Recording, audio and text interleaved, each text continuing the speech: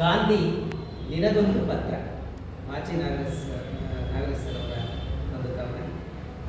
ನಿನ್ನ ಊರುಗೋಲು ಅಟಕ್ಕೆ ಬಿದ್ದ ಛಲದ ಕೋಲಲ್ಲವೇ, ಕ್ಷತ್ರಿಯನೊಬ್ಬ ಬ್ರಾಹ್ಮಣನಾದಂತೆ ಯಾರ ಮುಲಾಜು ಬೇಕಾಗಿರಲಿಲ್ಲ ನಿನಗೆ.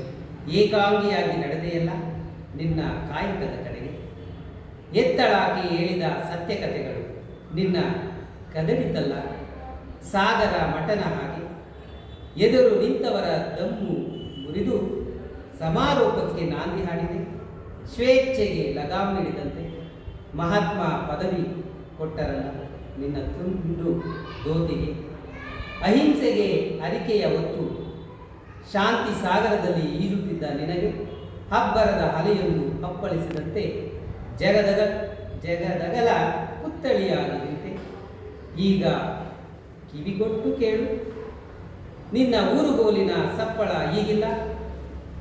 ಎಲ್ಲೋ ಒಂದು ಮೂಲೆಯಲ್ಲಿ ಜೋತು ಬಿದ್ದಿದೆ. ನಿನ್ನ ತತ್ವ ಬೀಜಗಳು ಮೊಳೆಯಲಿಲ್ಲ. ಬಿತ್ತಿದ ಭೂಮಿ ಬರುಡಾಗಿ ಬತ್ತಲಾಗಿ. ಯಾಕಾಗಿ ನಿನ್ನ ಬದುಕನ್ನು ಸವಿಸಿದೆಯೋ ಹೊಟ್ಟೆ ಬಟ್ಟೆ ಕಟ್ಟಿ. ನಿನ್ನವರನ್ನು ಸ್ವತಂತ್ರದಿಂದಿರಲು ಏನೆಲ್ಲ ಮಾಡಿದೆ. ನಿನ್ನದೇ ಮೈದಾನದಲ್ಲಿ ನಿನ್ನವರನ್ನು ಮೆರೆಸಿದೆ. ಉತ್ತರವಾಗಿ ಕೀಚಕ ಜರಾಸಂಧರ ಉದಯ. ಎಲ್ಲೆಲ್ಲೂ ಅನೈತಿಕ ಅಲೆಗಳು, ರೋಗ ರುಜಿನ ಮಾನ ಹಾನಿಗಳು. ಹೀಗೆ ಮಳೆಯನ್ನೇ ಸುರಿಸಿದೆ. ಮಾನವರು ಮಾನವರಾಗಿಲ್ಲ ಗಾಂಧಿ. ಮೌಲ್ಯಗಳೆಲ್ಲ ದಿಕ್ಕುಪಾಲು. ಸದ್ಯ ಪುತ್ಥಳಿ ಎಲ್ಲೆಡೆಗಿರುವ ನೀನು ಒಮ್ಮೆ ಕಣ್ತೆರೆದು ನೋಡು. ತಂದುಕೊಟ್ಟ ಸ್ವಾತಂತ್ರ್ಯ ಅರ್ಥವಾಗಿದೆ. ಧನ್ಯವಾದಗಳು.